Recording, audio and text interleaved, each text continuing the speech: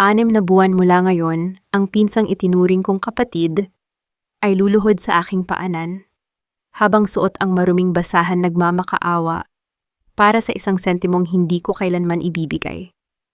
Ang tiyahing nagkunwaring reyna ng kabutihan ay mawawala ng korona sa harap ng milyon-milyong tao habang pilit na nilulunok ang sariling lason. Ngunit bago ang lahat ng iyon, may isang huling piraso ng ebidensya na itinago ko sa ilalim ng dambana ng kanilang kasinungalingan.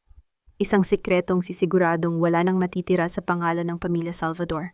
Ang bawat palakpakan sa loob ng engranding bulwagan ng Manila Diamond Hotel ay tila bawat saksak ng patalim sa aking likuran.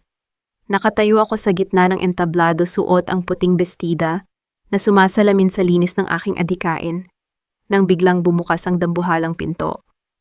Marisol Villanueva, meron kaming warrant of arrest para sa kasong qualified theft at estafa. Hindi pa man humuhupa, ang bulong-bulungan ng mga panauhin, isang pamilyar na tinig ang bumasag sa katahimikan. Isang tinig na puno ng peking pait at sining ng pag-arte. Marisol, paano mo nagawang nakawin pati ang pondo para sa mga batang walang makain? Akala ko ba pamilya tayo? Ibinigay ko sa iyo ang lahat. Pati ang tiwala ng pundasyon, pero ito lang ang isusukli mo. Iyon ang aking pinsan, si Marites. Nakaluhod siya sa sahig, humahagulgol habang hawak ang isang makapal na folder. Ang mga kamera ng media na naroon para sa charity gala ay sabay-sabay na humarap sa akin. Ang mga flash ng ilaw ay tila mga kidlat na nagbabadya ng bagyo. Hindi ako kumurap. Hindi ko hinayaang manginig ang aking mga kamay. Tiningnan ko si Marites ng diretso sa kanyang mga mata. Mga matang puno ng kislap ng tagumpay sa likod ng mga luha. Alam ko ang tinging iyan. Iyan ang tingin ng isang magnanakaw na kakaakyat lang sa trono ng biktima. Mawalang galang na officer. Ang boses ko ay matatag, walang bakas ng takot. Ngunit ang ebidensyang hawak ninyo ay kasing huwad ng luhang inilalabas ng babaeng iyan. Huwag ka nang magpaliwanag, Marisol. Ang lahat ng files sa computer mo, ang lahat ng pirma sa cheque, ikaw ang may gawa. Muling sigaw ni Marites habang ang mga sosyalistang nasa paligid ay nagsimulang maglabas ng kanilang mga telepono para i-livestream ang aking pagbagsak. Naramdaman ko ang malamig na bakal ng posas sa aking mga pulso. Sa gilid ng aking paningin, nakita ko si Doña Esperanza Salvador. Nakatayo siya sa VIP table, marahang hinahaplos ang kanyang mamahaling trusaryo habang ang isang maliit mapanuring ngiti ay gumuhit sa kanyang labi. Siya ang utak.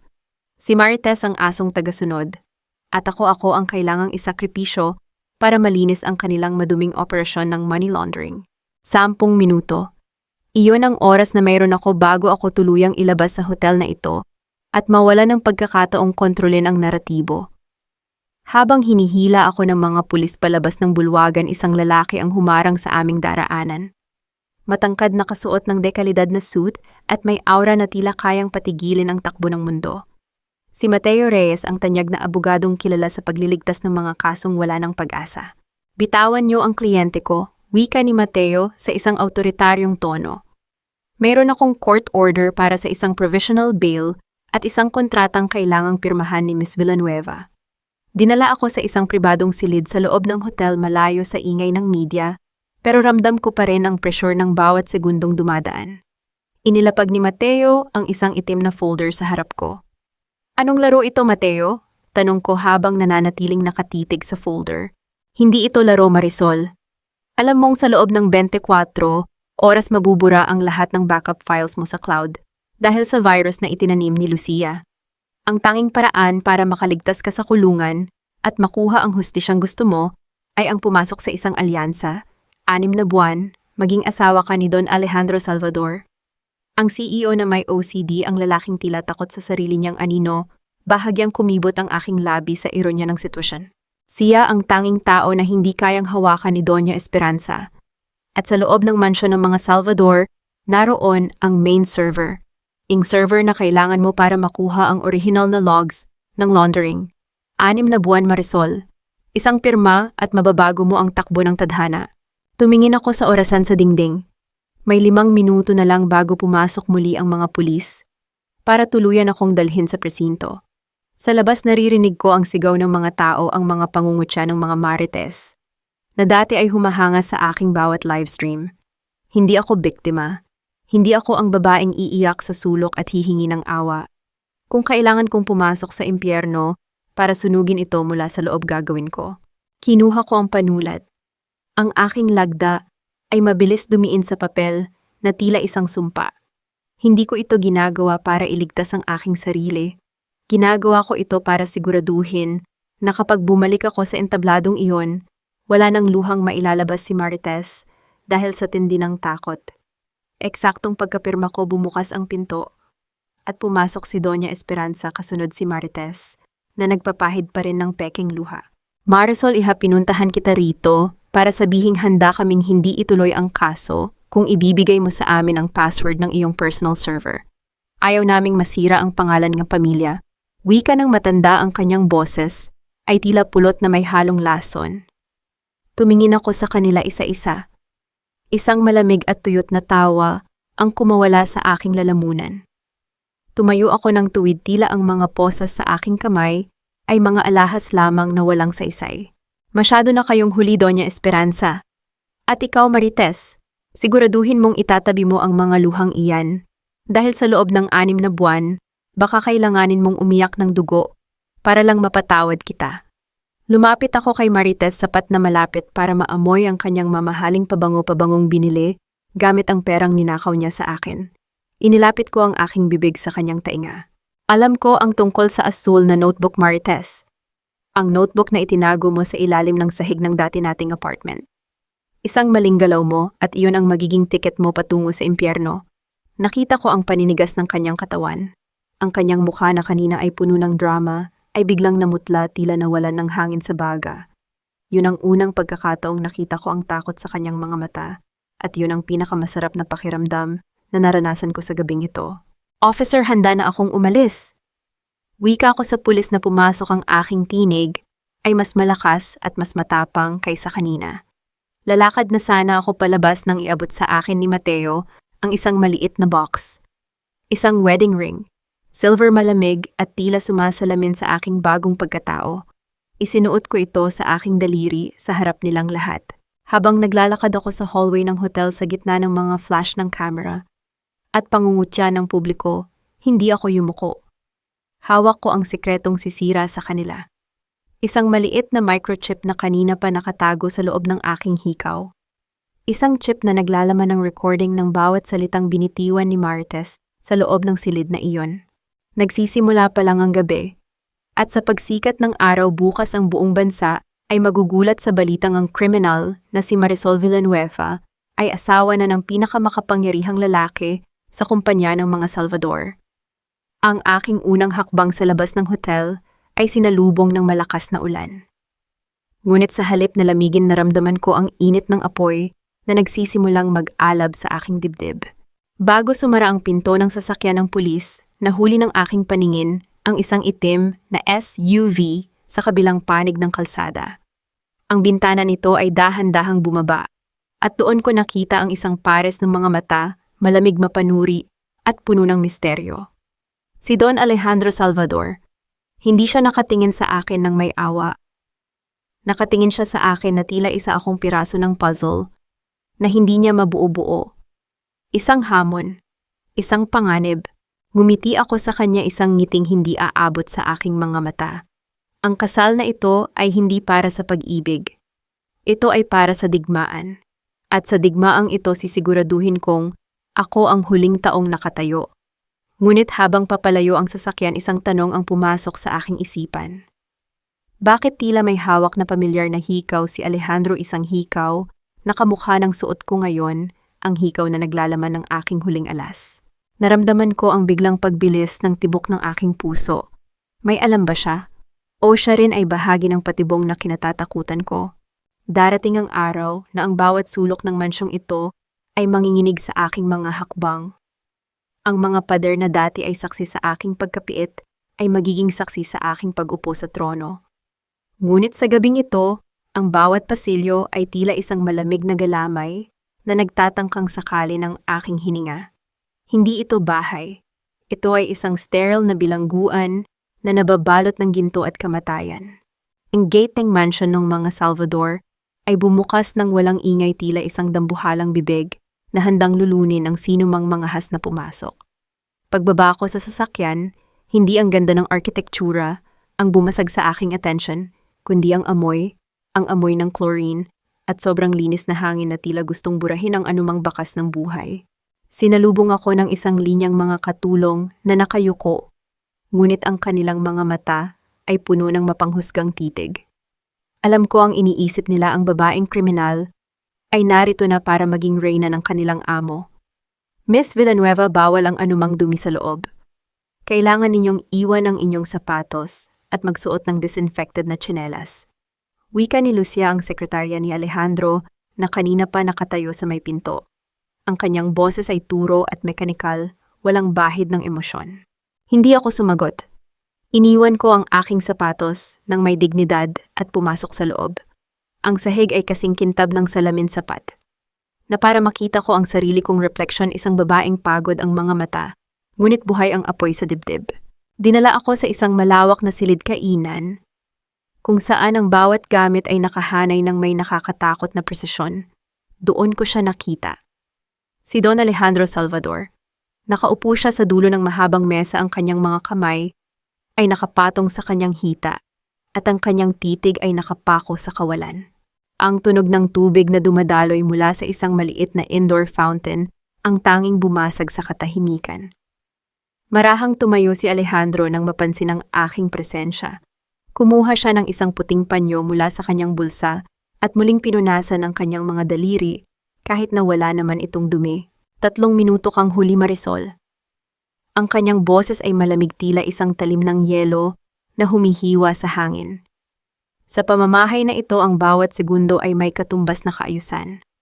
Ang kawalan ng oras ay kawalan ng respeto. Ang trapiko at ang presinto ay hindi sumusunod sa iyong schedule, Alejandro. Sagot ko habang dahan-dahang lumalapit sa mesa. Kung gusto mo ng perpektong oras, dapat ay sa isang robot ka nagpakasal, hindi sa isang taong galing sa kulungan. Nakita ko ang bahagyang paggalaw ng kanyang panga, isang senyales ng pagkabahala. Lumingon siya kay Lucia at tumango. Agad na nagsimulang maghain ang mga katulong. Ngunit bago pa man mailapag ang mga pagkain, pumasok sa silid ang 3 babaeng nakasuot ng mamahaling alahas, ang mga kamag-anak ni Alejandro, na tila mga buitreng handang manlapukit. Kaya pala ang baho ng paligid, may basurang nakapasok sa loob, wika ng isa sa mga pinsan ni Alejandro, si Victoria. Tiningnan niya ako mula ulo hanggang paa nang may matinding pandidiri. Alejandro, seryoso ka ba talaga? Ang pamilya natin ay pundasyon ng moralidad at ngayon ay magpapatira ka ng isang magnanakaw sa ilalim ng ating bubong. Hindi kumibo si Alejandro. Ipinagpatuloy niya ang pag-aayos ng kanyang napkin sa kanyang hita. Ang kanyang katahimikan ay tila isang pahintulot para lalo akong bastusin ng kanyang pamilya. Hindi lang siya magnanakaw, Victoria. Balita ko pati ang sariling pinsan ay pinagtangkaan niyang patayin. Dagdag pa ng isa pang tita ni Alejandro habang diring-diri na kumuha ng tinidor. Marisol, magkano ba ang ibinayad sa'yo para pumasok sa larong ito? O baka naman sanay ka na talagang magbenta ng sarili para lang makatakas sa batas. Dahan-dahan kong ibinaba ang aking baso ng tubig. Ang tunog ng pagtama ng kristal sa lamesa ay tila isang hudyat. Tumingin ako sa kanila nang may isang maliit na kakamatay na ngiti. Kung ang moralidad ng pamilyang ito ay kasing linis ng inyong mga salita, siguro ay hindi ninyo kailangan ng isang tulad ko para protektahan ang inyong mga lihim. Wika ko sa isang kalmadong tono. At ikaw, Victoria, ang suot mong kwintas ay galing sa auction noong nakaraang buwan. Hindi ba? Ang perang pambili niyan ay galing sa pondo ng mga manggagawa sa inyong pabrika na 3 buwan nang hindi sumasahod. Sino ngayon ang tunay na magnanakaw? Natahimik ang buong silid. Namutla si Victoria at tila gustong sumigaw, ngunit ang titig ko ay nanatiling nakapako sa kanya, mapang-asar at walang takot. Napansin ko ang bahagyang panginginig ng kamay ni Alejandro. Ang kanyang tinidor ay hindi nakaposisyon ng tama ayon sa kanyang gusto. Sa isang mabilis at swabing galaw, iniabot ko ang aking kamay at inayos ang kanyang kubyertos. Eksaktong 45 degree pantay, na pantay sa gilid ng pinggan, nang hindi man lang ako tumitingin. Natigilan si Alejandro. Ang kanyang mga mata ay lumaki sa pagkagulat. Tumingin siya sa akin at sa unang pagkakataon, nakita ko ang isang emosyong hindi ko inaasahan paghanga na may halong takot. Paano mo nalaman? Tanong niya sa isang mahinang boses. Napansin ko ang paraan ng pagtingin mo sa mesa kanina pa. Sagot ko nang hindi nagbabago ang ekspresyon. Ang bawat simetriya ay mahalaga sa iyo dahil iyon ang tanging paraan para makontrol mo ang mundong sa loob mo ay gumuho na. Ang hapunan ay nagpatuloy sa ilalim ng isang nakabibinging katahimikan. Pagkatapos kumain, dinala ako ni Lucia sa aking silid. Ito ay isang malawak na kwarto puno ng mga antigong kagamitan at isang dambuhalang kama. Ngunit pagpasok ko pa lang naramdaman ko na ang bigat ng hangin. Nang makaalis si Lucia, hindi ako humiga. Sa halip kinuha ko ang aking hikaw at nilabas ang isang maliit na device na itinago ko. Sinimulan kong suriin ang bawat sulok ng kwarto. Sa loob ng 5 minuto natagpuan ko ang hinahanap ko, isang maliit na lens ng camera na nakatago sa loob ng mata ng isang painting sa dingding. Hindi ko ito sinira. Ngumiti ako sa tapat ng camera, alam kong sa kabilang bahagi ng monitor may taong nanonood sa bawat galaw ko. Biglang tumunog ang telepono sa loob ng kwarto, isang internal line. "Hello," sabi ko. "Huwag mong kakainin ang prutas na nasa side table mo, Marisol." Ang boses ay pamilyar, si Alejandro. "At huwag kang matutulog nang hindi nakakandado ang pinto mula sa loob." May mga tao sa bahay na ito na hindi sapat ang isang kontrata para pigilan ang kanilang galit. "Bakit mo ako binabalaan, Alejandro? Hindi ba't bahagi ito ng iyong plano?" "Ang plano ko ay panatilihin ang kaayusan. Ang mamatay ka sa unang gabi mo rito ay isang malaking gulo na hindi ko kayang linisin." Sagot niya bago tuluyang maputol ang linya. Inilapag ko ang telepono at tiningnan ang pinggan ng mga prutas, na mukhang masarap at sariwa. Kumuha ako ng isang mansanas at marahan itong hinaplos. Isang maliit na butas ang napansin ko sa may tangkay nito, isang bakas ng heringa. Naramdaman ko ang malamig na pawis sa aking likuran. Ang banta ay hindi lang galing sa media o sa korte. Ang tunay na panganib ay nasa loob ng mga pader na ito. Bago ko patayin ang ilaw, napansin ko ang isang anino na dumaan sa ilalim ng aking pinto. Ang tunog ng marahang pagkaladkad ng kung anong bagay sa hallway ay nagpatayo ng aking mga balahibo. Hindi ito tunog ng paa ng tao. Tila may isang bagay na mabigat na hinihila patungo sa dulo ng pasilyo, patungo sa silid ni Alejandro. At pagkatapos isang mahinang kalampag ang narinig mula sa itaas, kasunod ang isang boses na pabulong na tumatawag sa aking pangalan. "Marisol, tulungan mo ako." Naramdaman ko ang paghigpit ng hawak ni Alejandro sa panyo habang naririnig ang bawat yabag ni Lucia na papalayo. Ang katahimikan sa loob ng server room ay muling nabalot ng tensyon, ngunit sa pagkakataong ito, hindi na ito tensyon ng pagdududa, kundi ng pagkakadiskubre. Nakita tayo ni Lucia, bulong ni Alejandro. Ang boses niya ay wala ng bakas ng panginginig, na palitan na ito ng isang mapanganib na kalmado. Alam niyang inaatake ako ng panic attack. Gagamitin nila ito para palabasin na hindi ako fit na mamuno sa kumpanya. "Hayaan mo siyang kumuha ng litrato." Sagot ko habang mabilis na inilalabas ang flash drive mula sa console. Sa bawat litratong ipinapadala niya kay Esperanza, binibigyan niya tayo ng pagkakataong makita kung ano ang susunod nilang hakbang. Kung ang akala nila ay nagkakampi tayo, paglaruan natin ang akalang iyon. "Let's give them a show, Alejandro." Tumingin siya sa akin. Ang kanyang mga mata na kanina ay punong-puno ng trauma, ngayon ay nagsisimulang mag-apoy sa isang bagong uri ng determinasyon. Tumayo siya, inayos ang kanyang robe, at muling binalik ang kanyang malamig na maskara. "Paano ang media ay naghihintay ng kahit anong pagkakamali natin?" tanong niya. Simple lang, wika ko habang tinatago ang flash drive sa loob ng aking suot. "Kailangan nating magpanggap na tayo ang pinaka-in love na mag-asawa sa buong mundo. Kapag nakita nila na ang criminal na asawa mo ang nagpapakalma sa iyo, mawawalan ng saysay ang sinasabi nilang baliw ka. They cannot attack the wife without attacking the CEO, and they cannot attack the CEO without hurting their own shares in the company." Lumapit ako sa kanya, inayos ang kanyang kwelyo. Nang may pag-iingat isang kilos na puno ng pagmamahal sa harap ng kamera, na alam naming nakatutok pa rin mula sa dulo ng pasilyo. Gawin natin silang manonood sa sarili nilang palabas. Dagdag ko sa isang mahinang boses na sapat na marinig niya. Bago pa man siya makasagot, mabilis kaming lumabas ng server room. Naglakad kami sa pasilyo nang magkadikit ang aming mga balikat. Ramdam ko ang tibok ng kanyang puso, hindi na dahil sa panic kundi dahil sa adrenaline ng panganib. Nang makarating kami sa may hagdanan, tumigil kami sandali. Alam naming nanonood si Lucia. Hinarap ko si Alejandro, inilapit ang aking mukha sa kanya at marahang hinaplos ang kanyang pisngi. Ang bawat galaw namin ay kalkulado. Isang eksenang perpekto para sa isang telebisyon. "You look tired, love," sabi ko sapat na malakas para marinig ng kung sino mang nakatago sa dilim. Tumingin si Alejandro sa akin at sa isang pambihirang sandali, ang kanyang mga mata ay lumambot. I just needed someone to remind me of who I am. Pagtalikod namin para umakyat sa hagdanan, naramdaman ko ang isang matalim na titig mula sa itaas. Si Doña Esperanza. Nakatayo siya sa balkon ng ikalawang palapag, nakabalot ng mamahaling satin na bathrobe, hawak ang kanyang trusaryo na tila isang sandata.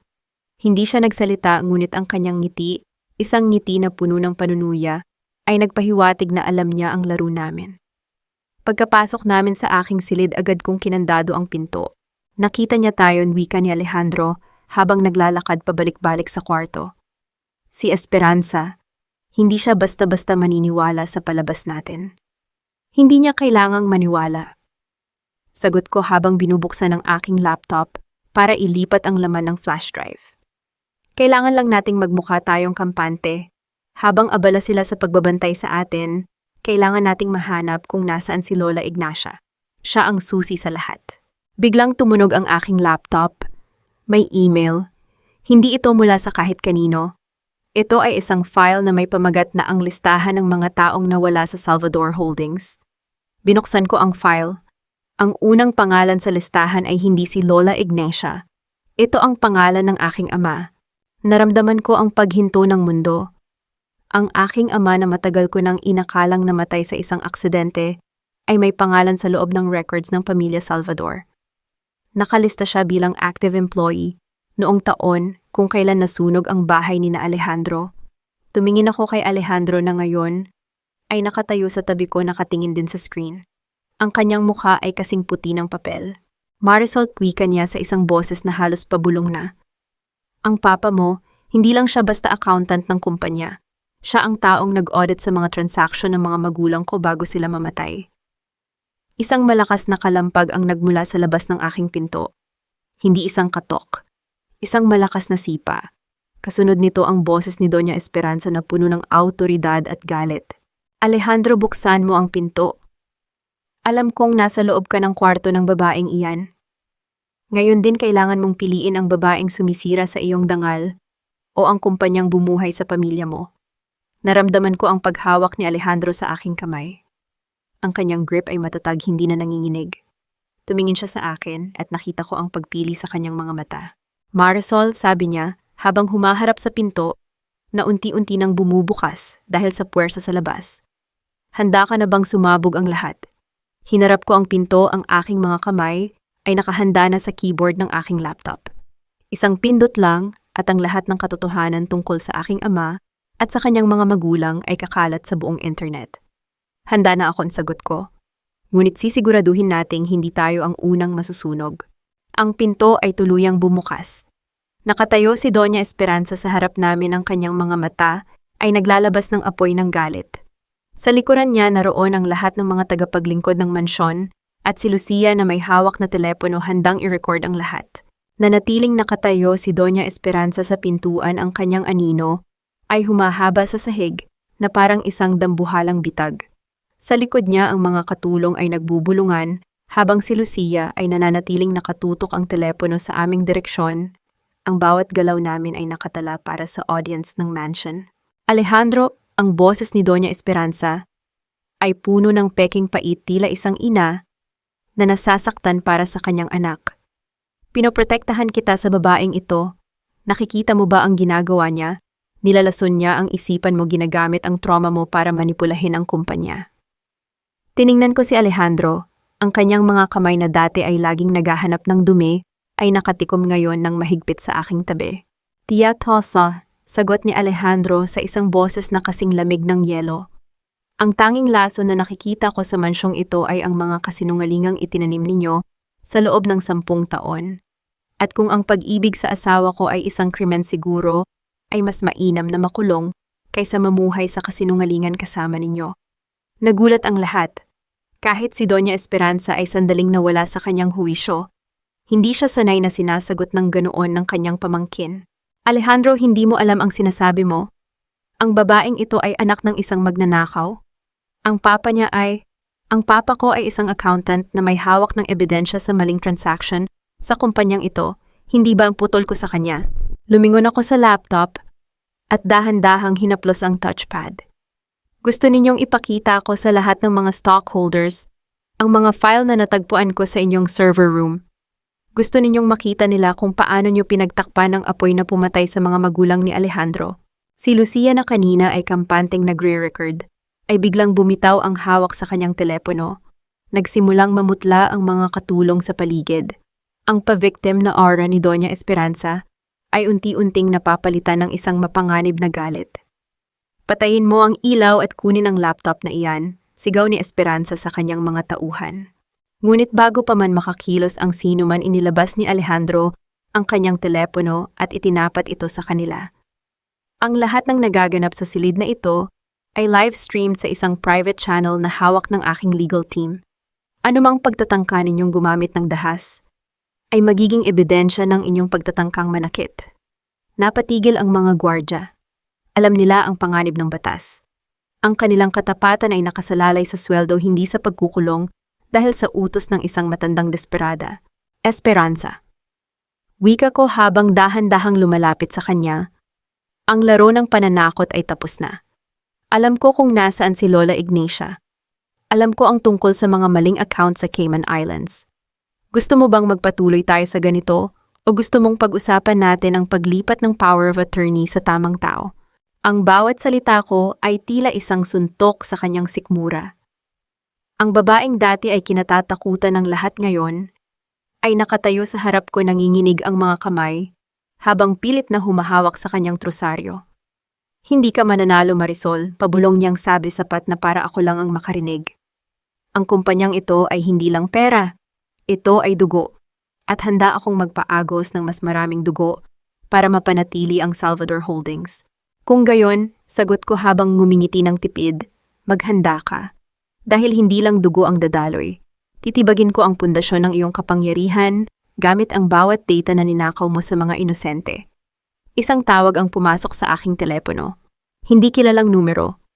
Sinagot ko ito sa speakerphone upang marinig nilang lahat. Hello, Miss Villanueva. Wika ng isang boses na pamilyar ang pulis na nag-imbestiga sa akin noong nakaraang buwan.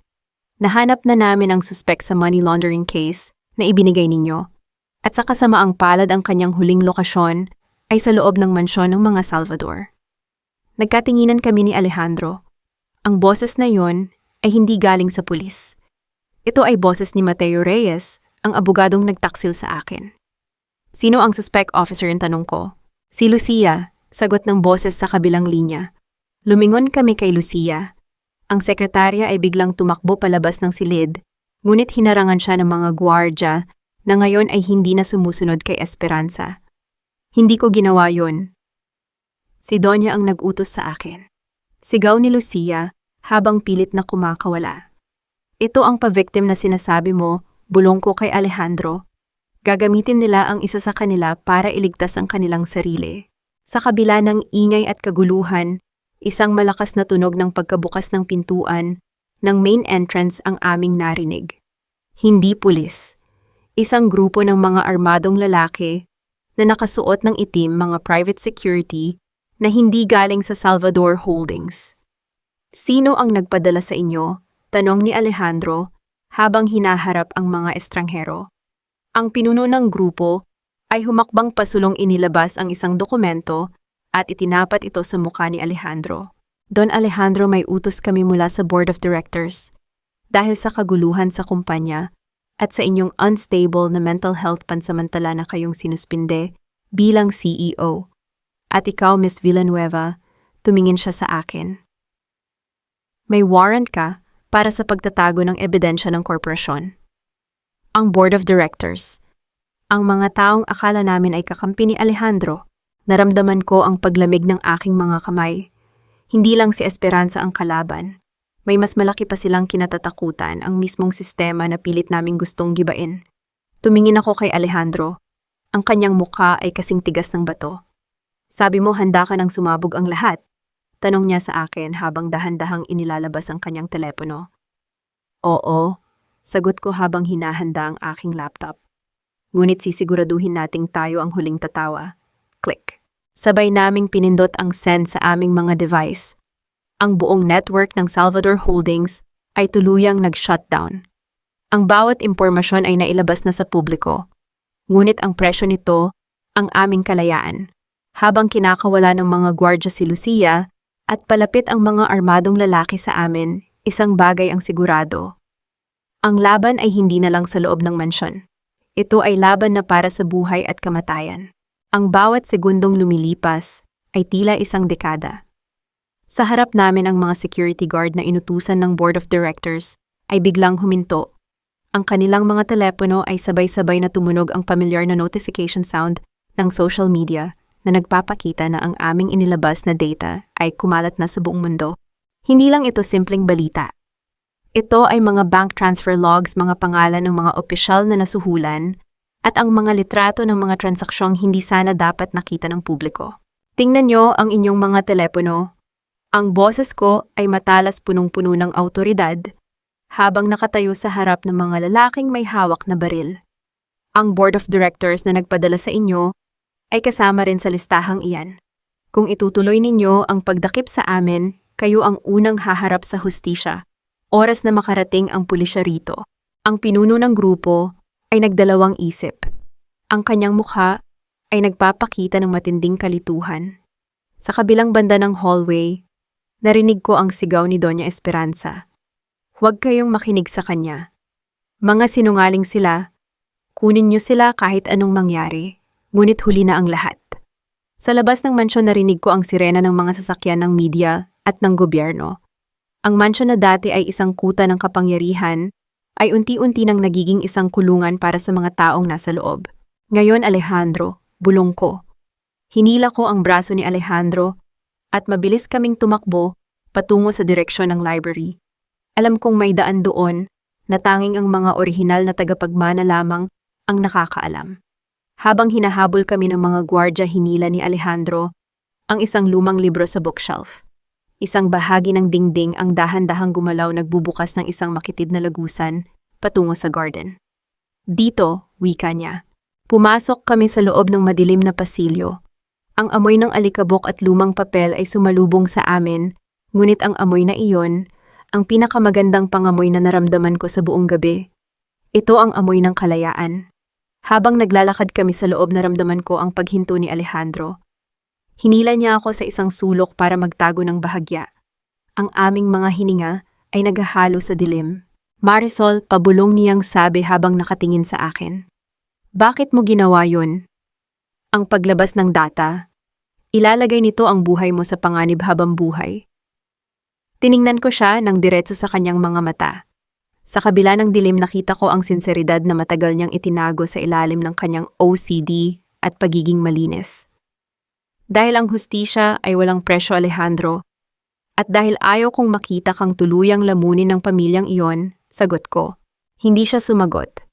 Sa halip, hinaplos niya ang aking pisngi, isang kilos na puno ng pag-iingat, na tila natatakot siyang baka masaktan niya ako.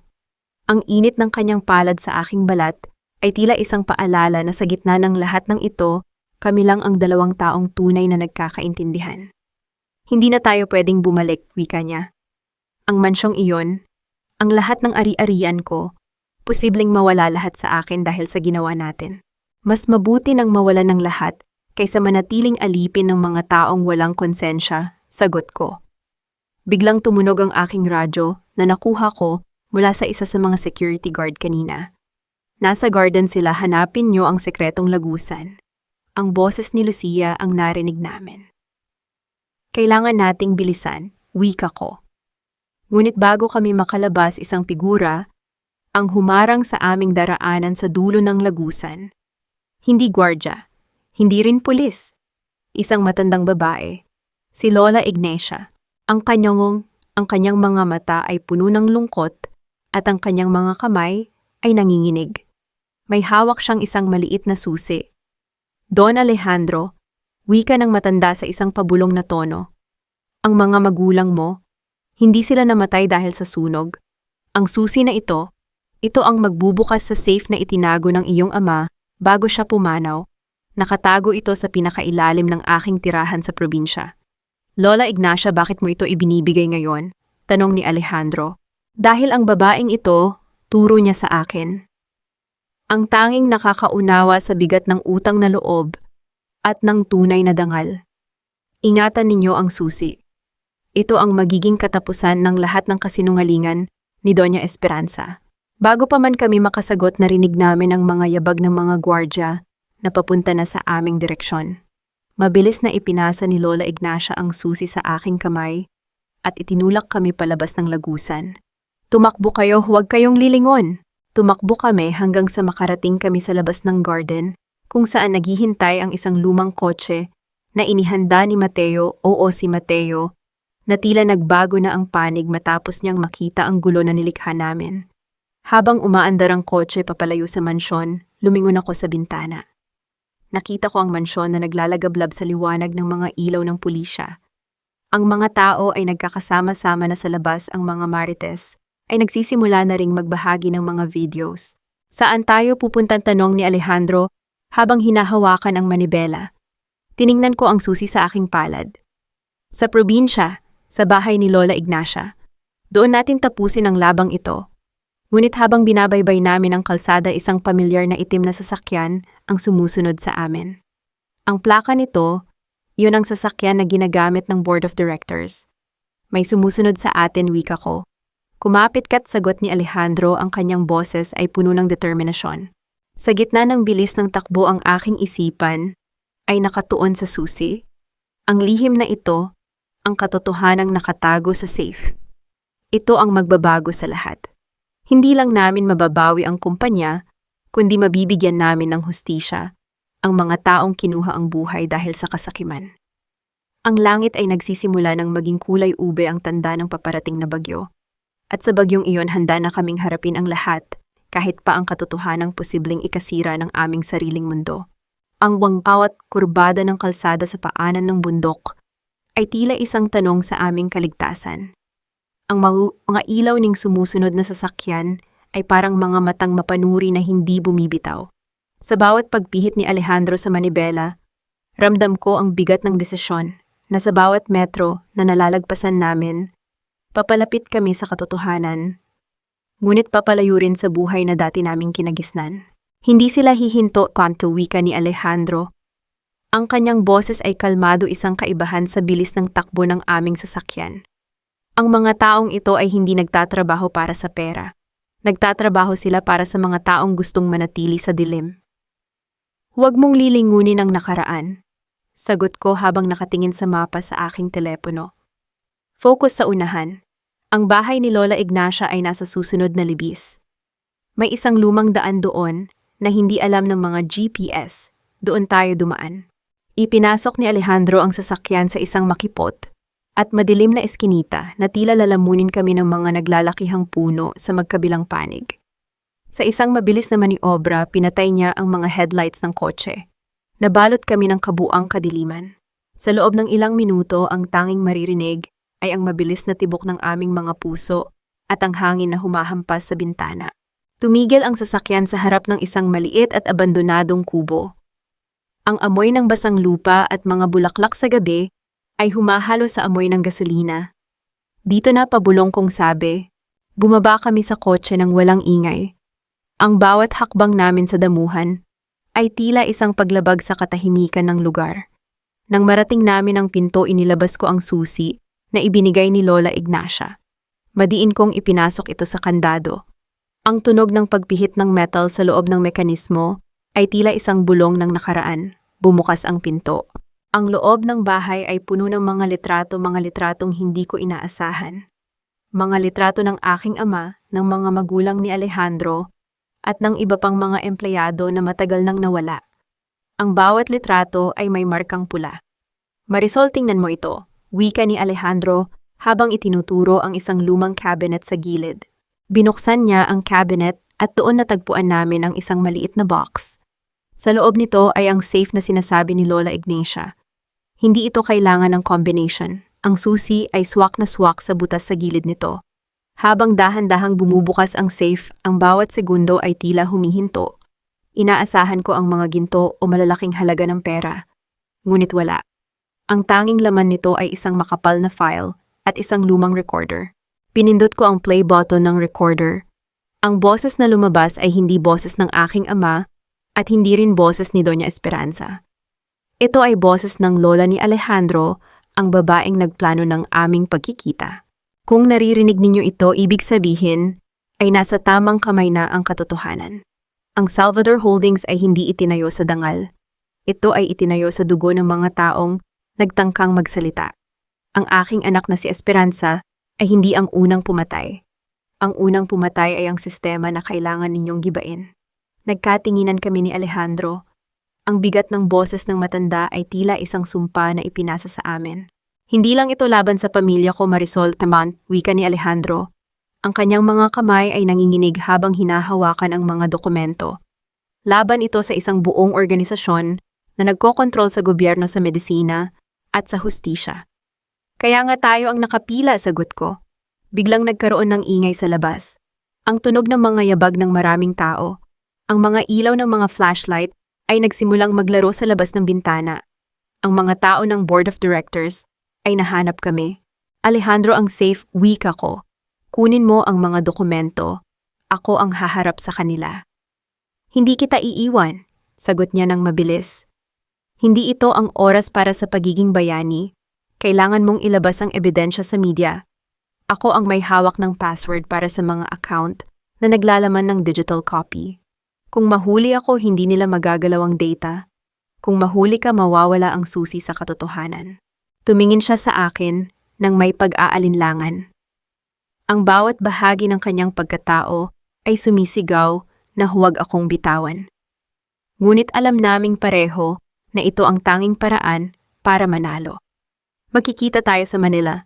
Sa istasyon ng radyo, wika niya bago niya ako niyakap ng mahigpit, isang yakap na puno ng pangako na kami ay magtatagpo muli. Tumalon siya mula sa bintana sa likod ng kubo habang ako ay nanatili sa loob, handang harapin ang mga taong papasok sa pinto. Bumukas ang pinto ng marahas. Ang mga lalaking nakasuot ng itim ay pumasok, hawak ang kanilang mga armas. Sa gitna nila nakita ko si Mateo Reyes. Ang kanyang mukha ay hindi na ang mapaglarong mukha ng isang abogado. Ito ay ang mukha ng isang taong handang pumatay. Nasaan si Alejandro? Tanong niya habang itinutok ang baril sa aking ulo. Tanong.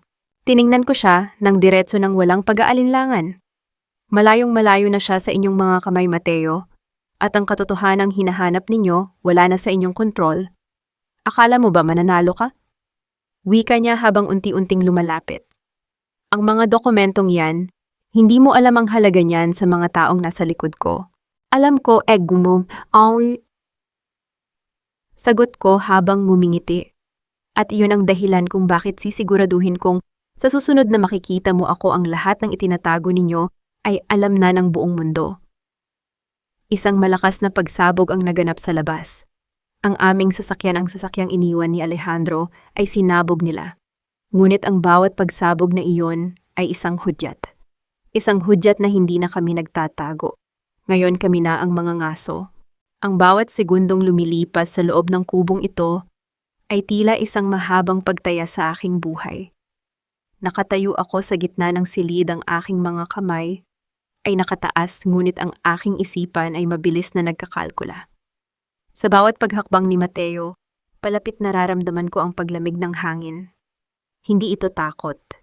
Ito ang paghahanda ng isang mga ngaso na alam ang kanyang susunod na galaw.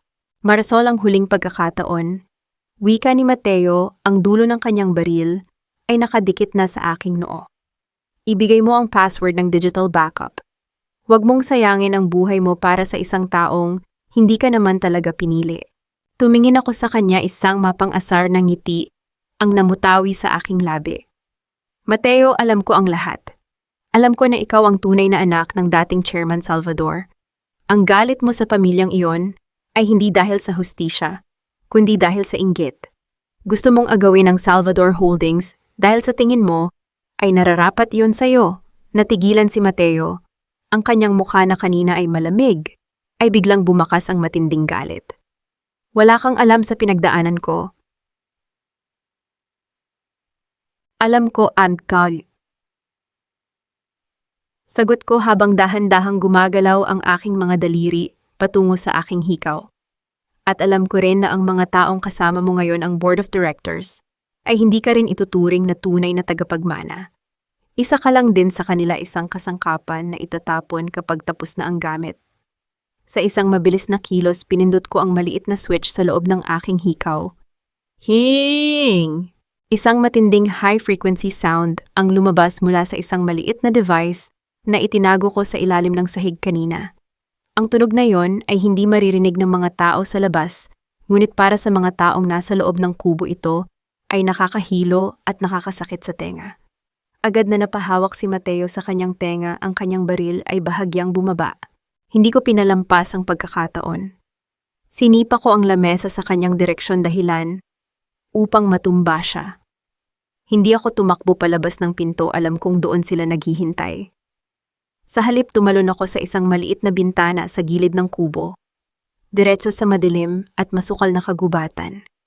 Mga boses sa labas. Nasa labas na siya. Puntahan niyo sa may gubat. Tumatakbo ako nang walang lingon-lingon. Ang mga sanga ng puno ay humahampas sa aking mukha at katawan nag-iiwan ng mga galos, ngunit hindi ko ito naramdaman. Ang tanging nasa isip ko ay ang marating ang lumang tulay na bakal, ang hangganan ng lupain ni Lola Ignacia. Narinig ko ang mga yabag sa aking likuran. Mabilis, professional. Ang Board of Directors ay hindi nagpapadala ng mga amateur.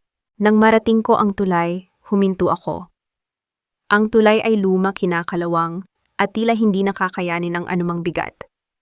Lumingon ako at nakita ko si Mateo at ang kanyang dalawang tauhan na nakatutok na ang kanilang mga armas sa akin. Tapos na ang laro, Marisol. Sigaw ni Mateo, humihingal at galit na galit. Wala ka nang matatakbuhan? Tiningnan ko ang malalim na bangin sa ilalim ng tulay. Ang agos ng ilog ay mabilis at madilim. Tumingin ako muli kay Mateo. Hindi ito laro, Mateo. Ito ay paglilinaw. Wika ko. Inilabas ko ang aking telepono at itinapat ito sa kanila. Ang lahat ng pinag-usapan natin sa loob ng kubo ay na-record. Pati ang pag-amin mo na ikaw ang nag-utos sa pagpaslang sa mga testigo. At ang file na ito nakaschedule na itong ma-upload sa lahat ng major news outlets sa bansa sa loob ng 5 minuto. Nanlaki ang mga mata ni Mateo. I-cancel mo yan. Hindi ko na pwedeng i-cancel ang katotohanan, sagot ko. Sa gitna ng tensyon, biglang may narinig kaming tunog ng mga helicopter sa itaas. Hindi mula sa Board of Directors, mula sa gobyerno, mula sa mga autoridad na matagal na naming kinokontak sa tulong ng mga ebidensyang inipon ko sa mga nakaraang buwan. Napatingin si Mateo sa langit. Ang kanyang atensyon ay nahati. Yun ang pagkakataong hinintay ko. Sa isang mabilis na pagtalon, hindi ako tumalon sa bangin, kundi mabilis akong gumapang sa ilalim ng tulay sa mga kable na hindi nila napapansin. Habang sila ay nagkakagulo sa pagtingin sa mga helicopter, dahan-dahan akong gumapang patungo sa kabilang pampang sa ilalim ng takip ng dilim. Narinig ko ang sigaw ni Mateo nang mapagtanto niyang wala na ako sa tulay. Hanapin niyo siya, hindi siya makakalayo. Ngunit huli na. Narating ko ang kabilang pampang kung saan naghihintay ang isang motorsiklo na ipinagbilin ko sa isa sa mga katiwala ni Lola Ignacia. Habang pinapaandar ko ang makina, lumingon ako sa direksyon ng tulay.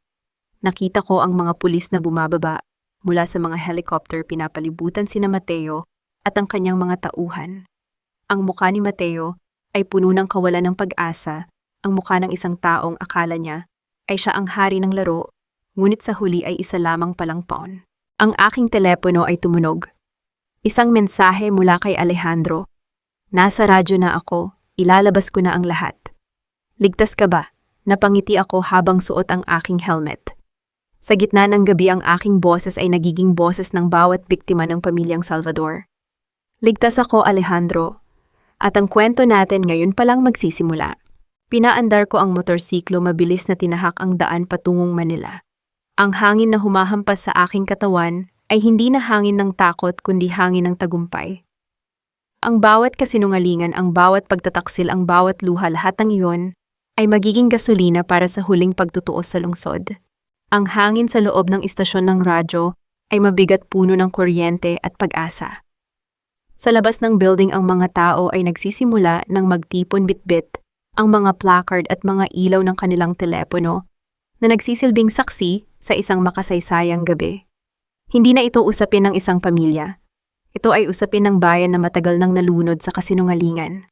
Pagpasok ko sa loob ng booth, nakita ko si Alejandro. Nakaupo siya sa harap ng mikropono, ang kanyang mukha ay seryoso, ngunit may bakas ng matinding kaluwagan nang makita akong pumasok. Hindi niya hinintay na matapos ang live segment, agad siyang tumayo at sinalubong ako ng isang mahigpit na yakap. "Nandito ka na," bulong niya sa aking tainga. "Nagawa mo." "Nandito na tayo," sagot ko habang humihiwalay ng bahagya. "Handa ka na bang sabihin sa mundo ang lahat?" Tumango si Alejandro. Hinarap namin ang mikropono. Sa labas ng booth, nakita ko ang mga staff na natataranta, may mga tawag na pumapasok mula sa mga abogado ng Salvador Holdings. Nagbabantang idemanda ang istasyon kung itutuloy ang broadcast. Ngunit ang station manager, isang matapang na babaeng matagal ng biktima ng pang-aapi ng mga Salvador, ay tinitigan lang ang mga teleponong tumutunog at sinenyasan kaming magpatuloy. "Simulan na natin," sabi ng manager, on air. "Magandang gabi sa inyong lahat," panimula ni Alejandro. Ang kanyang boses na dati ay puno ng pag-aalinlangan ay matatag na ngayon. "Ako si Alejandro Salvador, at ang sasabihin ko sa inyo ngayong gabi ay ang katotohanan na matagal nang ibinao ng aking pamilya sa abo." Habang nagsasalita si Alejandro, ipinapakita ko sa mga screen sa paligid ng studio ang mga scanned documents na nakuha namin sa safe. Ang bawat pahina ay isang suntok sa mukha ni Doña Esperanza. Ipinakita namin ang mga pirma, ang mga bank account sa ibang bansa, at ang mga testimonya ng mga empleyadong sa pilitang pinatahimik. Sa gitna ng aming broadcast, nakatanggap kami ng mensahe mula sa isang hindi inaasahang source, si Lucia. Nasa labas ako ng istasyon. May hawak akong audio recording ni Doña Esperanza na nag-uutos sa paglikida kay Lola Ignacia. Ibibigay ko ito sa inyo basta't ililigtas ninyo ako sa kaparusahan. Tumingin ako kay Alejandro. Alam naming pareho ang panganib. Maaaring ito ay isang bitag, ngunit ito rin ang pako sa kabaong ng mga Salvador. "Alejandro, ituloy mo ang broadcast," wika ko.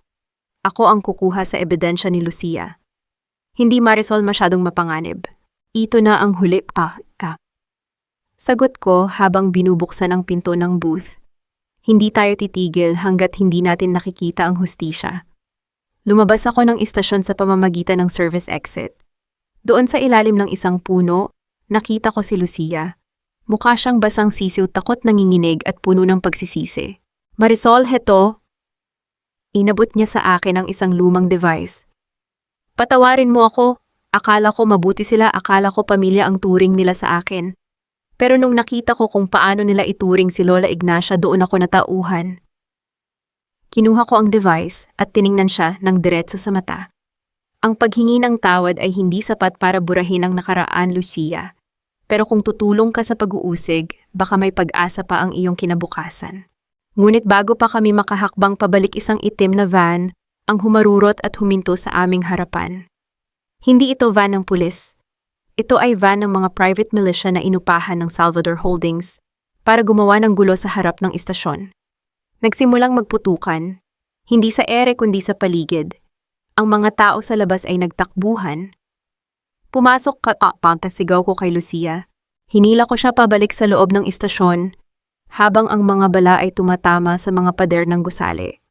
Sa loob ng booth, nakita ko si Alejandro na tumayo at tinangkang lumabas, ngunit hinarangan siya ng mga security staff ng istasyon. "Hindi ka pwedeng lumabas, Alejandro," sigaw ng manager. Gamit ang device ni Lucia, mabilis akong bumalik sa loob ng booth. Isinalpak ko ang device sa mixer ng radyo. Alejandro, buksan mo ang main channel. Sa isang mabilis na kilos, pinindot ni Alejandro ang main fader.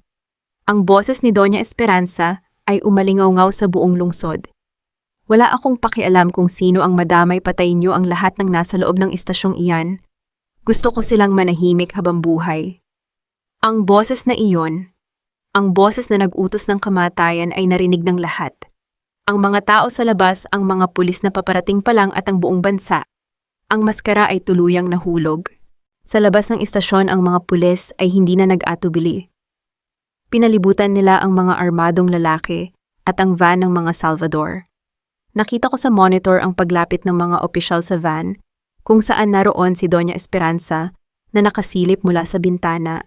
Ang kanyang mukha ay puno ng pagkagulat nang mapagtanto niyang ang sarili niyang utos ang nagdala sa kanya sa kulungan. Hinarap ko ang mikropono. Ang aking boses ay hindi na nanginginig. Doña Esperanza, ang inyong dangal ay hindi sapat para takpan ang inyong mga krimen. Ang inyong panahon ay tapos na. Narinig namin ang tunog ng mga posas sa labas. Ang aming broadcast ay naging saksi sa pagbagsak ng isang imperyo. Pagkatapos ng ilang sandali, ang lahat ay tumahimik. Ang mga armadong lalaki ay nakadapa na sa sahig. Si Doña Esperanza ay inilabas na mula sa van, ang kanyang buhok ay gulo-gulo at ang kanyang mga mata ay walang mababakas na emosyon, tila nawala na ang kanyang katinuan sa harap ng pagkabigo. Nang matapos ang live segment, napaupo kami ni Alejandro sa sahig ng booth. Ang aming mga kamay ay magkahawak pa rin. Nagawa natin, bulong niya. Hindi pa sagot ko, habang nakatingin sa labas ng bintana. Ngayon ang tunay na laban ay sa korte, at sisiguraduhin kong wala na silang makikitang butas para makatakas. Sa labas ang bukang liwayway ay nagsisimulang sumilip. Ang madilim na gabi ay nagwakas na at kasabay nito ang bagong simula para sa aming dalawa. Ang mundo ay tila huminto sa pag-ikot, habang ang bawat pahayagan at social media platform ay pilit na inuunawa ang mga pangyayari. Ang pagbagsak ng Salvador Holdings ay hindi lamang isang headline. Ito ay isang lindol na yumanig sa pundasyon ng lipunan. Ngunit para sa amin ni Alejandro, ang laban ay hindi nagtatapos sa pagkakakulong ng aming mga kaaway. Nagsisimula pa lamang ang tunay na pagsubok, ang pagharap sa korte at ang paghahanap sa hustisya para sa mga biktima. Ang loob ng Regional Trial Court ay puno ng tensyon. Ang bawat upuan ay okupado ng mga mamamahayag, mga biktima ng money laundering at mga pamilyang winasak ng pamilya Salvador. Sa kabilang panig ng silid, nakaupo si Doña Esperanza. Hindi na siya ang babaeng nakasuot ng mamahaling satin at may hawak na gintong trosaryo. Ngayon siya ay nakasuot ng kulay kahel, na uniforme, ang kanyang buhok ay payak, at ang kanyang mga mata ay nanatiling malamig, tila hindi pa rin matanggap ang katotohanan ng kanyang pagbagsak.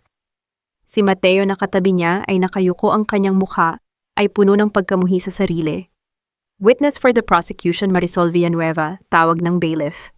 Tumayo ako. Ang bawat hakbang ko patungo sa witness stand ay may dalang bigat ng libu-libong buhay na naapektuhan ng korupsyon. Hinarap ko ang judge at pagkatapos ay tumingin ako ng diretso kay Doña Esperanza. Hindi na ako natatakot. Hindi na ako ang babaeng pilit nilang ipinapahiya sa charity gala. Miss Villanueva, simula ng prosecutor. Sa iyong palagay, ano ang tunay na motibo sa likod ng lahat ng ginawa ni Doña Esperanza Salvador? Hindi lang ito tungkol sa pera. Sagot ko, ang aking boses ay malinaw at puno ng conviction. Ito ay tungkol sa kapangyarihan. Ang paniniwala na ang dangal ng pamilya ay higit na mataas kaysa sa batas. Ang paniniwala na ang mga taong nasa ibaba ay kasangkapan lamang para sa kanilang marangyang pamumuhay. Ang Salvador Holdings ay hindi isang kumpanya. Ito ay isang makina na ginawa para ubusin ang dignidad ng mga tao. Nagkaroon ng bulungan sa loob ng courtroom. Pinukpok ng judge ang kanyang gavel. Ngunit may mga dokumento na nagsasabing si Don Alejandro Salvador ang nag-approve ng ilan sa mga transaksyong ito. Hirit ng abogado ni Esperanza, sinusubukang ilihis ang sisi kay Alejandro. Tumingin ako kay Alejandro. Nakaupo siya sa likuran, ng kanyang mga kamay ay hindi na nanginginig. Nakatingin siya sa akin ng may pagtitiwala. Si Alejandro Salvador ay biktima rin ng sistemang iyon, sagot ko. Siya ay kinontrol sa pamamagitan ng takot at guilt trip. Ngunit sa sandaling nalaman niya ang katotohanan, hindi siya nag-atubili na sirain ang sarili niyang imperyo para lang maitama ang pagkakamali. Ang isang taong handang isakripisyo ang lahat para sa katotohanan ay hindi maituturing na salarin. Sa bawat tanong, bawat ebidensya na inilalabas ko mula sa audio recording ni Lucia hanggang sa mga bank records na nakuha namin sa safe ni Lola Ignacia, ay unti-unting pinagdidikit ang mga piraso ng puzzle. Ang bawat kasinungalingan ni Esperanza ay nababalatan. Nang matapos ang aking testimonya, nakita ko ang pagbabago sa mukha ni Esperanza. Hindi na ito galit. Ito ay desperasyon. Tumayo siya ng marahas dahilan upang awatin siya ng mga jail guard. Wala kayong alam. Ang pamilyang ito ay nabuhay dahil sa amin. Kung wala kami, walang ospital, walang charity, walang trabaho para sa inyo. Sigaw niya, ang kanyang boses ay nanginginig sa labis na emotion. Alejandro, sabihin mo sa kanila. Sabihin mo sa kanila na ginawa ko ang lahat para sa pamilya natin. Tumayo si Alejandro. Hinarap niya ang kanyang tiyahin ng may kalmadong awtoridad. Tiya, ang pamilyang itinatag ninyo ay nakatayo sa pundasyon ng mga bangkay at luha. Hindi pamilya ang tawag sa pagkontrol sa buhay ng iba. Ang pamilya ay pagmamahalan at pagtitiwala, hindi pagmamanipula. Ang silid ay binalot ng katahimikan. Ang mga salitang iyon ay parang isang martilyo na nagtapos sa bawat argumento ni Esperanza. Paglabas namin ng courtroom, ang mga tao sa labas ay nagsimulang magpalakpakan. Hindi para sa amin kundi para sa katotohanan. Ngunit sa likod ng lahat ng ito, alam ko na may isa pang banta. Ang mga taong nasa likod ng Board of Directors na nagtangkang humarang sa amin ay hindi pa nahuhuli. Sila ang mga totoong arkitekto ng kawalan ng hustisya sa bansang ito. Tapos na ang isang bahagi, wika ni Alejandro, habang nilalakad namin ang pasilyo palabas ng gusali. Oo pa, sagot ko. Ngunit ang lason na iniwan nila ay nananatili sa sistema. Marami pa tayong dapat gawin. Handa akong gawin ang lahat basta't kasama kita, sagot niya. Hinawakan ko ang kanyang kamay. Sa gitna ng mga flash ng camera at ng ingay ng lungsod, naramdaman ko ang tunay na kapayapaan. Ang mga peklat ng nakaraan ay hindi mawawala, ngunit handa na kaming harapin ang hinaharap ng hindi na nagtatago. Ang laban para sa katarungan ay hindi natatapos sa isang hatol. Ito ay isang pangako na kailangan nating panindigan araw-araw. Ngunit bago kami makasakay sa aming sasakyan, isang maliit na sobre ang iniabot sa akin ng isang hindi kilalang messenger. Sa loob nito ay isang litrato namin ni Alejandro sa loob ng mansyon, ngunit may markang X sa aming mga mukha. Hindi pa tapos ang lahat. Ang banta sa loob ng sobre ay hindi lamang isang piraso ng papel. Ito ay isang deklarasyon ng digmaan. Habang binabaybay namin ang kalsada pabalik sa aming pansamantalang tirahan, ang bawat anino na aming nadadaanan ay tila isang nakatutok na sandata. Hindi kami hinahabol ng mga pulis kundi ng isang organisasyong mas malalim ang ugat kaysa sa pamilyang Salvador. Hindi ito mula sa Board of Directors, wika ko habang sinusuri ang litrato sa ilalim ng ilaw ng dashboard. Ang anggulo ng kuha, ito ay kuha mula sa loob ng courtroom, mula sa security room. Ibig mong sabihin may tao pa rin sila sa loob ng sistemang akala natin ay nalinis na natin. Tanong ni Alejandro, ang kanyang mga kamay ay mahigpit na nakahawak sa manibela, ang bawat ugat sa kanyang braso ay litaw na litaw. Ang mga Salvador ay sangay lamang ng isang mas malaking puno, sagot ko. Ngayon na ang kanilang pangunahing sangay ay naputol na, ang mga totoong arkitekto ng kawalan ng hustisya ay kailangang lumabas para protektahan ang kanilang sarili. Pagdating namin sa bahay, hindi kami nagpahinga. Sa halip, binuksan ko ang aking mga equipment. Ginamit ko ang aking kaalaman bilang dating analyst para bakasin ang pinagmulan ng mensahe. Ang bawat digital footprint na iniwan ng nagpadala ay sinusubukan kong pasukin. Sa loob ng 2 oras natuklasan ko ang isang address, hindi isang opisina kundi isang pribadong server na nakatago sa ilalim ng isang sikat na charity foundation na dati ay pinupunduhan ng Salvador Holdings. Alejandro, kailangan nating gawin ang hindi nila inaasahan. Wika ko. Tumingin siya sa akin. Ano ang plano mo? Hindi na tayo magtatago. Magpapanggap tayong mahina. Magpapanggap tayong natatakot sa banta na ipinadala nila. Kapag akala nila ay nagtatago tayo, doon natin sila pasukin sa kanilang sariling teritoryo. Ang plano ay simple ngunit delikado. Maglalabas kami ng balita na kami ay aalis ng bansa para sa aming kaligtasan. Ito ang magiging pain. Sa oras na akala nila ay wala na kami doon, sila magkakaroon ng pagkakataong ipakita ang kanilang tunay na pagkakakilanlan upang siguraduhing tapos na ang kanilang misyon. Kinabukasan, kumalat ang balita na kami ay nasa airport na. Ang media ay nakatutok sa amin, ang bawat galaw namin ay binabantayan. Ngunit sa airport, ang taong nakasakay sa eroplano ay hindi kami kundi 2 taong upahan na nagpapanggap bilang kami. Kami ni Alejandro ay nasa loob ng isang abandonadong bodega, nakatingin sa monitor habang hinihintay ang paggalaw ng aming mga kaaway. Narito na sila, bulong ni Alejandro. Sa screen nakita namin ang pagpasok ng isang grupo ng mga lalaki sa loob ng aming bahay. Ang bahay kung saan nila akala ay nagtatago kami.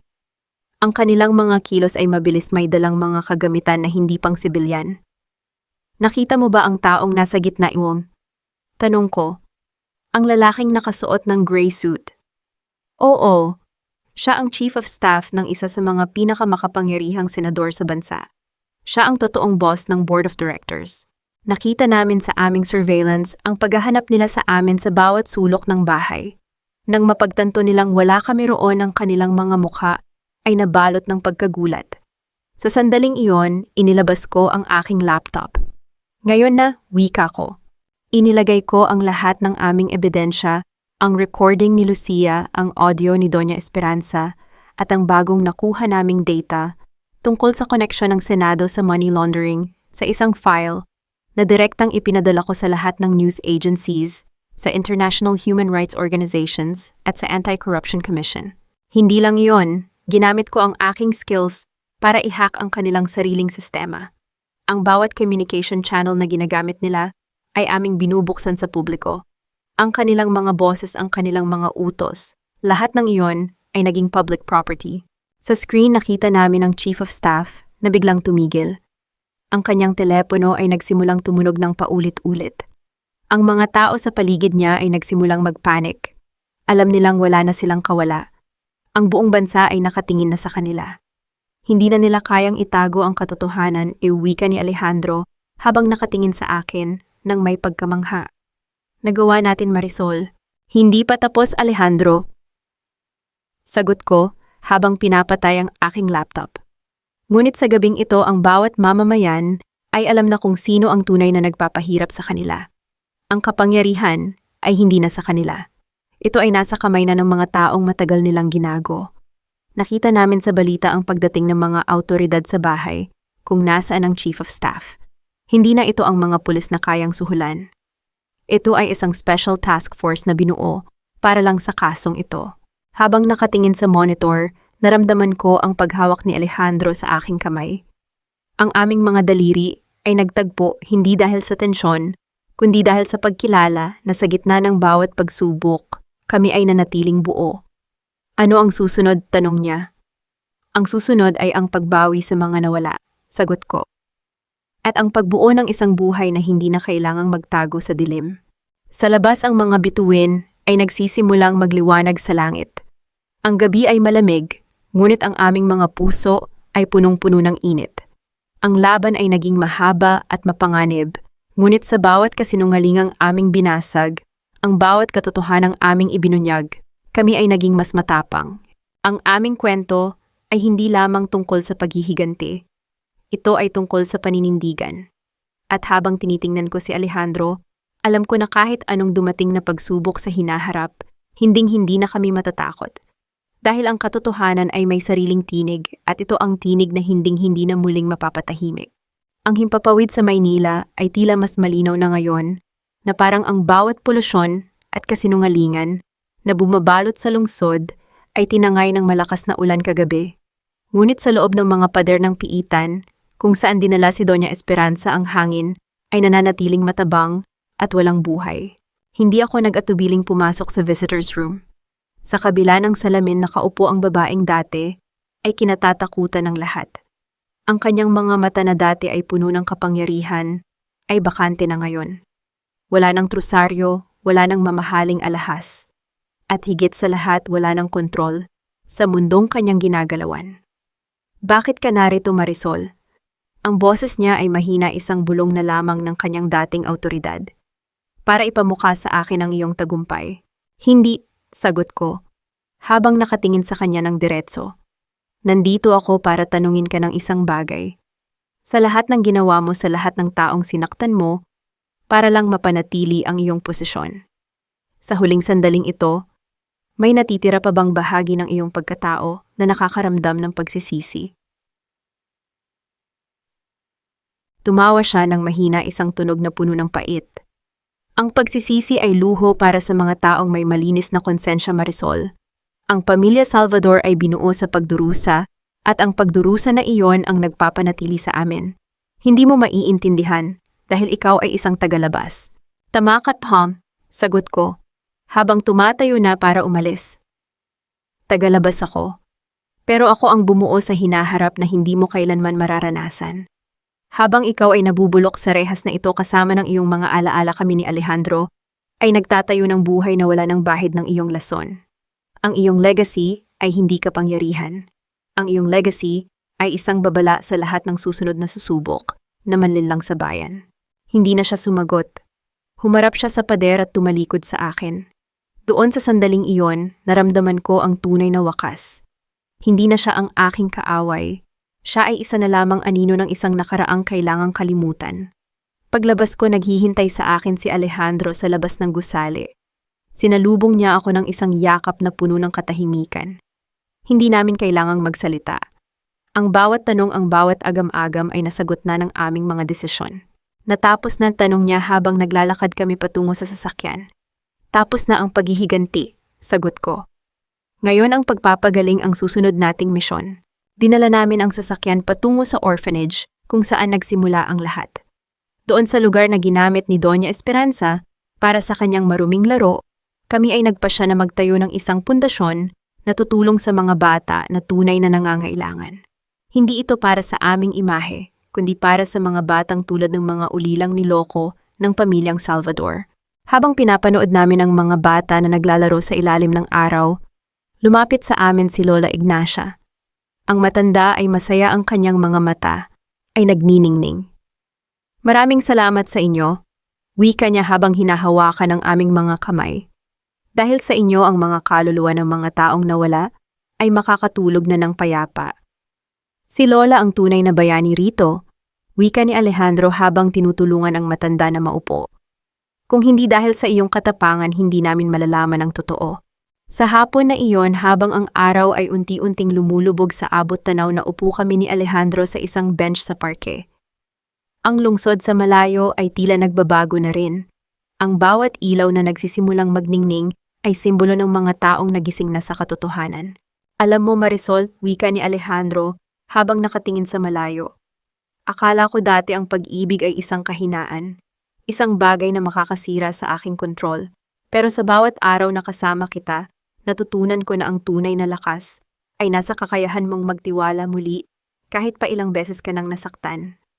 Inilapit ko ang aking ulo sa kanyang balikat. Ang pag-ibig ay hindi kahinaan. Ito ay ang dahilan kung bakit tayo lumalaban. Ito ang ating sandata. Habang nakatingin sa langit, napansin ko ang isang bituin na nagniningning ng mas maliwanag kaysa sa iba. Ito ang bituin ng katotohanan, ang bituin na hindi kailanman maglalaho kahit pa anong dilim ang dumating. Ang aming kwento ay naging saksi na kahit gaano katagal ang gabi, ang umaga ay laging darating. Kami ay hindi na ang mga taong pumasok sa mansyong iyon, ilang buwan ang nakalilipas. Kami ay mas matatag, mas matalino, at higit sa lahat kami ay malaya. Ang bawat peklat na aming daladala ay paalala na kami ay nakaligtas, kami ay lumaban, at kami ay nanalo. Handa ka na bang umuwi? Tanong niya. Umuwi? Tanong ko. Oo. Sa bahay na tayo ang bumuo. Hindi sa mansyon ng mga Salvador, kundi sa bahay na punong-puno ng pagmamahalan at katotohanan. Ngumiti ako. Ang salitang uwi ay may ibang kahulugan na ngayon. Hindi na ito isang lugar na kailangang bantayan. Ito ay ang pakiramdam ng pagiging ligtas sa piling ng taong tunay na nakakaunawa sa iyo. Handa na akong sagot ko. Tumayo kami at naglakad patungo sa sasakyan. Ang bawat hakbang ay magaan. Ang bawat paghinga ay malalim. Ang aming nakaraan ay mananatiling bahagi ng aming kasaysayan, ngunit ang aming hinaharap ay nasa aming mga kamay na. At sa hinaharap na yon, walang kasinungalingan ang makakapasok dahil ang aming pundasyon ay binuo sa katotohanang hinding-hindi na muling mabubura. Ang bawat pagtatapos ay hindi lamang isang tuldok. Ito ay isang panibagong talata. 2 taon na ang nakalilipas simula nang gumuho ang imperyo ng mga Salvador. At ang Maynila ay hindi na ang lungsod na nakilala ko noon. Hindi na ito isang lugar kung saan ang katotohanan ay nakatago sa ilalim ng ginto at kasinungalingan. Ito ay naging saksi sa pagbabago ng lipunan. Nakaupo ako sa beranda ng aming bahay sa Tagaytay, kung saan ang malamig na hangin ay humahalik sa aking balat. Ang bahay na ito ay hindi mansyon. Ito ay isang simpleng tahanan na napapalibutan ng mga puno ng pine at mga bulaklak na itinanim namin ni Alejandro. Walang mga kamera, walang mga gwardya, walang mga taong nagmamanipula. Naririnig ko ang tawa ng mga bata mula sa garden sa ibaba, mga bata, mula sa pundasyong aming itinayo, na ngayon ay malaya ng nangangarap. Marisol heto, ang chamon wika ni Alejandro, habang dahan-dahang lumalapit sa akin. Wala na ang kanyang obsession sa kalinisan, na tila isang sumpa. Ang kanyang mga kamay na dati ay laging nanginginig, ay mahinahon na ngayon. Inilapag niya ang tasa sa lamesa, at yumakap sa akin mula sa likuran. Naisip ko lang, wika ko habang hinahawakan ang kanyang mga kamay. Ang lahat ng pinagdaanan natin, ang sakit ang pagtataksilang takot. Kailangan ba talaga nating dumaan doon? Para makarating dito, hinalikan niya ang aking sentido. Siguro. Dahil kung hindi dahil sa mga kasinungalingan ni Doña Esperanza, hindi natin makikilala ang lalim ng isa't isa. Hindi natin matututunan na ang tunay na lakas ay hindi na sa dami ng perang hawak mo, kundi sa dami ng katotohanang kaya mong panindigan. Sa aming mga kamay ay suot ang mga singsing na kami mismo ang pumili simple ginto at walang anumang dambuhalang diamante. Ang mga singsing na ito ang sumasagisag sa aming pangako na ang aming pag-ibig ay hindi na kailangang maging isang kontrata. Ito ay isang desisyon na ginagawa namin araw-araw. Tumingin ako sa malayo. Ang mga balita tungkol sa pagkakakulong ni Mateo at Doña Esperanza ay bahagi na lamang ng nakaraan. Alam ko sa loob ng piitan si Doña Esperanza ay namumuhay sa kanyang sariling impyerno, ang impyerno ng isang taong nawalan ng lahat dahil sa sarili niyang kasakiman. Hindi ko na kailangang magalit. Ang pagkalimot ay ang pinakamataas na uri ng hustisya na maibibigay ko sa kanya. Natawagan mo ba si Lucia? Tanong ko. Oo, maayos na siya sa probinsya. Hindi na siya nagtatago. Sinimulan na rin niya ang kanyang sariling negosyo, Cad. Tugon ni Alejandro. Napangiti ako. Ang pagbabago ay posible para sa lahat basta't may tapang na harapin ang mga mali. Biglang tumunog ang telepono ni Alejandro. Isang mensahe mula sa aming abogado.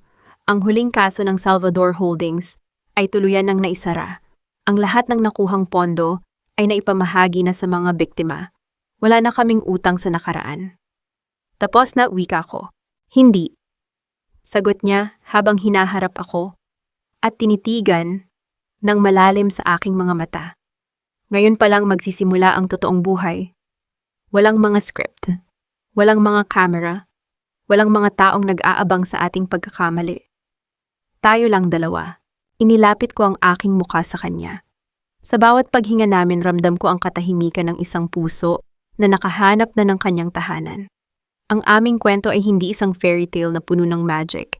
Ito ay isang kwento ng 2 taong nagpasyang piliin ng katotohanan sa gitna ng isang mundong punong-puno ng maskara. Ang araw ay tuluyan ng lumubog at ang mga bituin ay nagsisimulang magliwanag. Sa ibabaw ng aming tahanan, ang bituin ng katotohanan ay patuloy na nagniningning ang paalala na anuman ang mangyari ang bawat umaga ay laging may dalang liwanag. Hindi na ako ang babaeng nangangarap ng kapangyarihan. Hindi na ako ang babaeng natatakot sa bukas. Ako ay si Marisol at sa unang pagkakataon sa aking buhay, ako ay malaya. Mahal kita, Alejandro Buno. Bulong ko. Mahal din kita, Marisol. Higit pa sa anumang datos, higit pa sa anumang katotohanan, sagot niya. At sa ilalim ng malamig at payapang gabi kami ay nagpatuloy sa aming buhay, hindi bilang mga biktima ng isang pamilyang sakim, kundi bilang mga arkitekto ng aming sariling tadhana. Ang bawat pagtatapos ay isang simula, at ang aming simula ay ang pinakamagandang bagay na nangyari sa aming dalawa.